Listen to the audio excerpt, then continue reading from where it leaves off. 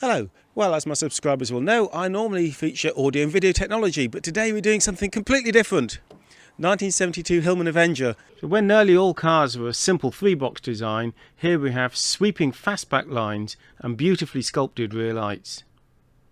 So I've owned this car for around about 20 years now. It cost me £10, but now there's only around about 200 left in the country, so they're reasonably rare, but not particularly valuable. It's worth around about £3,000 or £4,000, something in that area. Now, this is not one of these cars that gets polished on Sundays and taken to the odd, classic car show. It's actually used, but I do have a new car as well. That one. If you'd like me to feature that car one day as well, I can do, because even my new cars are getting older now. But this is my car I take typically to the gym every week, so it's very much a used car, but I do try to maintain it reasonably well. So before we go too much into there, something that was very clever about the Avenger was all about weight saving, and included, for example, this plastic radiator grille. It was the largest plastic component ever used on a car in its time. So this car only weighs around 800 and something kilograms, not massively more than, say, a Mini. Was a modern car, like that Insignia over there, is, what was it, about 2.1 metric tons, something silly like that. So even though this only has a 65 horsepower engine, you get a good power to weight ratio with it. It's got lively performance and super handling. In here, all very conventional. The Avenger was conventional because the Hillman Imp that came shortly before it was unconventional, and it all went a bit wrong. So they decided to make a car of great reliability and simplicity. So the engine, it was an all-new design, nothing at all based on a Hillman Hunter, even though it looked a very similar car. It was a totally different engine. So it's an overhead valve engine, and little details in here, something that this has over and above the Escort, for example, of a similar vintage. Look at the way that the inlet manifold's designed, so that the fuel flow distance is the same for every cylinder. And if you look at an Escort, you find it's not that well thought out. This one has no power steering, of course, but there's not even any power brakes on this. You stop the car with your foot. There's no servo cylinder on this one, although it was available on some versions of the Avenger. McPherson strut suspension, really excellent road holding and suspension on this car. Right, let's go for a drive. As we've been blessed with pretty awful weather, let's check the wipers for a triangle of doom pattern, which I think you'll agree is there, but perfectly acceptable. Right, before we start the car, let's have a little look around. We have the ignition switch on the left-hand side, which is unusual. Also, interestingly, it has an accessory position for the stereo, which is something that many cars didn't get until well into the late 80s. Heavily padded steering wheel. It was known in the 70s for people to keep a stash of some substances in this big blob here. They didn't all have such a big blob here. Heavily padded dashboard. The dashes used to break up something awful. The point being that though you were always equipped with seatbelts in this car, you probably didn't wear them. This particular car has got inertia seatbelts fitted, but originally it would have had clip-on ones that you just put away there, and they were a proper nuisance. So I changed them a little while ago. Also, of course, this has had an upgraded stereo and a clock from a Ford Fiesta. These screws shouldn't be here. I'm afraid somebody added them in the past. Oh, this rear view mirror, this one's an upgrade. This one has a dim dip feature, and it's mounted on ball bearings here, so that if you did have a crash, this thing would not impale itself in your brain. It would pop off the roof. Looking on the dash of this particular one, there were versions with round instruments. This has the strip speedo type thing going on, and you could have extra features. You could have extra gauges, such as a voltmeter. I'm afraid a couple of 21st century modifications, as well as the stereo, includes this phone charger thing, and it's all Bluetooth to the stereo and what have you. Let's start her up. Tap the accelerator to get the ignition light to go off. I don't know if you can see that, because this particular one does have an alternator. Let's a quick look at the heater controls as we're here.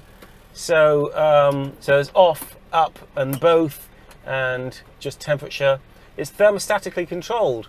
So in a way it's like some cars, I think Porsche, said that they had climate control without aircon on some models. That was a thermostatic heater, which this car has. So when you set that, it will go as hot as it needs to warm the car up to that temperature, which is nice. Right, let's select reverse. Handbrake off.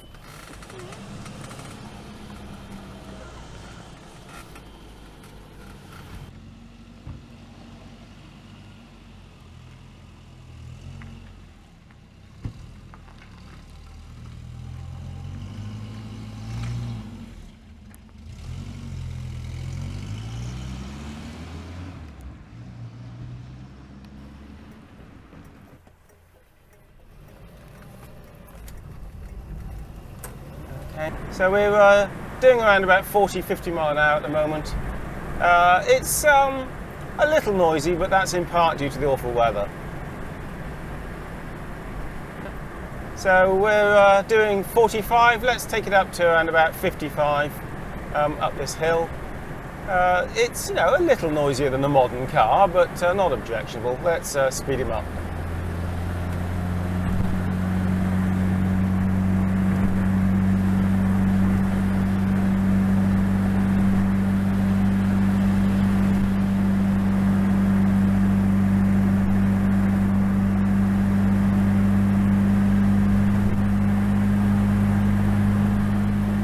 And that'll do for that. That took us up to about 60.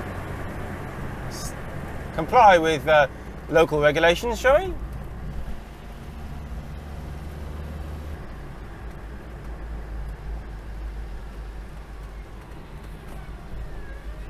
Oh, he's after me.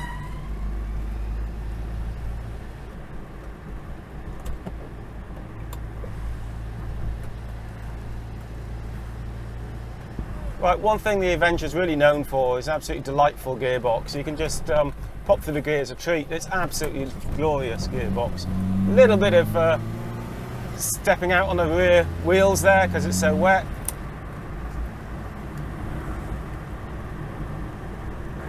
It's sort of, you know, city speeds. We're doing 40 mile an hour here. It's no harder to drive than a modern car. Even though you have no power steering and no power brakes, you stop the car with your foot.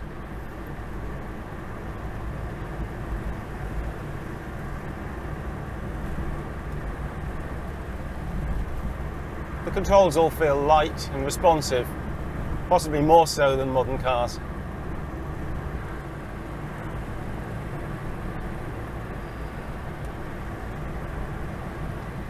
And we can just carry on at 40 and accelerate gently here. And a modern car might not feel quite so agile around a bend like that.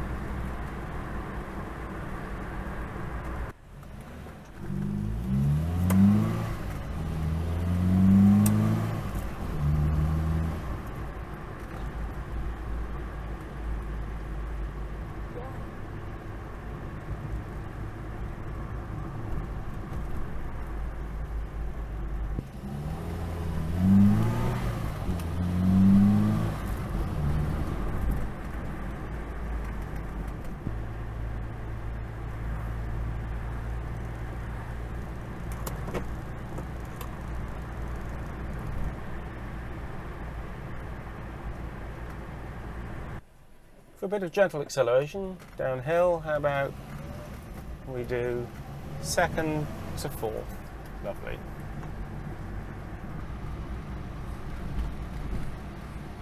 Shall we accelerate up a little bit? Loads of grunt in 3rd gear.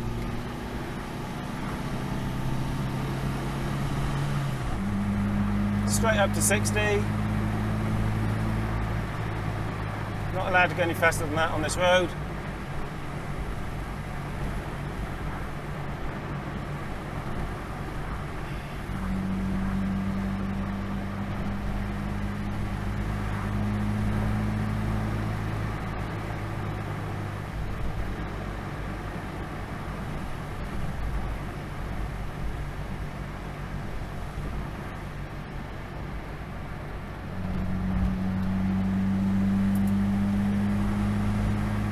Very competent and sure-footed car. It's not at all like driving a Marina. There's a little bit of a rumble from the differential on this car, and unfortunately there's a bit of a failing of these. Diffs were a little bit weak and noisy. They don't lock up and do anything horrible, but they are a little bit grumbly. Something that's really nice about these cars is an amazing turning circle. So we'll just spin this car around now.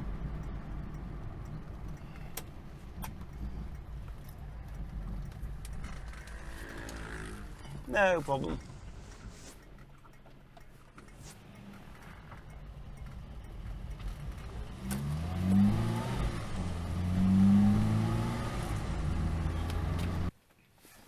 So, for rear comfort, there's not a lot of toys to play with back here.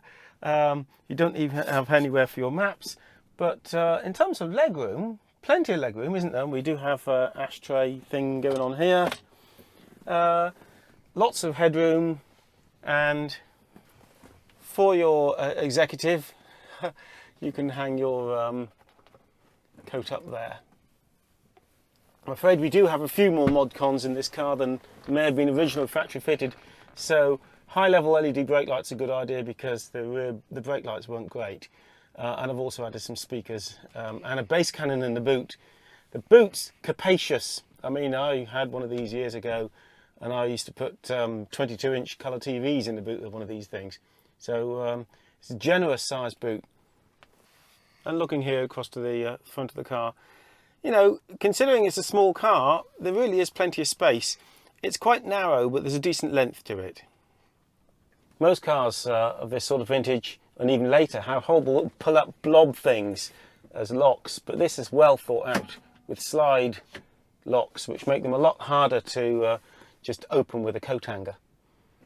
This one has the basic seats that just slide backwards and forwards, but some do have reclining option as well. Driver controls are really nicely laid out. So that's wiper, and if you push it in, it squirts some water onto the window rather haphazardly. Lights there, and as was common on some cars of this vintage, the indicator stalk, which belongs on the right of course, so opposite side to the gear lever, when you push it in, that's the horn. Not really the best place for the horn switch, but there were other cars with the same arrangement at this sort of time. And just in case you forget what car you're in, of course, it's an Avenger.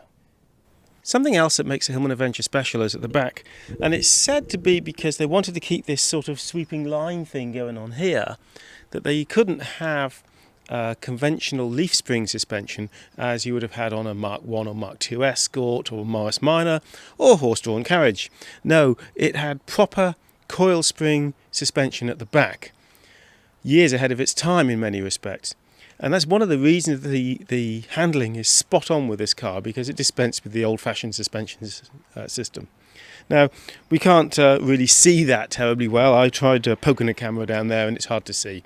But take it from me, it's got a trailing arm suspension with coil springs at the back.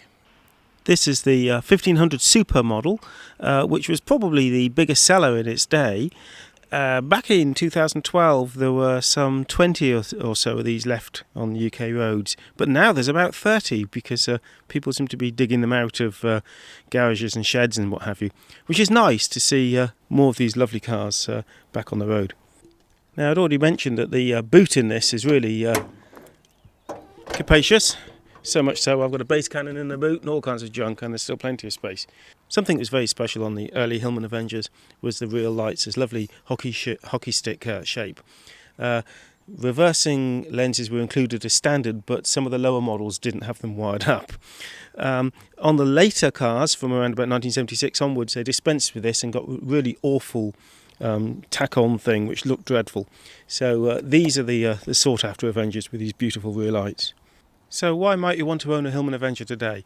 Well, it is a underappreciated classic. So something like a Ford Escort of the same age is worth a lot of money. These are not worth a lot of money yet, but the values are definitely increasing. So it could be a good investment if you can get hold of one. But they're not that easy to get. There's a very similar car, which was the Talbot Sunbeam or Chrysler Sunbeam, which was built on virtually the same floor pan. It was a slightly shortened car, has a lot of the same mechanical components, even sometimes things like doors and parts are shared between them. So there's a single owners group for both the Hillman Avenger and the Sunbeam. It's called ASOC Group, Avenger and Sunbeam Owners Club. They're a great source of parts and help. The Sunbeam owners, a lot of them are more into the motorsport side of things. And in fact there are sporty versions of this as well, such as the Avenger Tiger. If ever you see a model Avenger like this, you might like to know that the measurements were taken from my actual car by model builder John White, who is perhaps better known for creating models such as this one, used in Wallace & Gromit's Close Shave.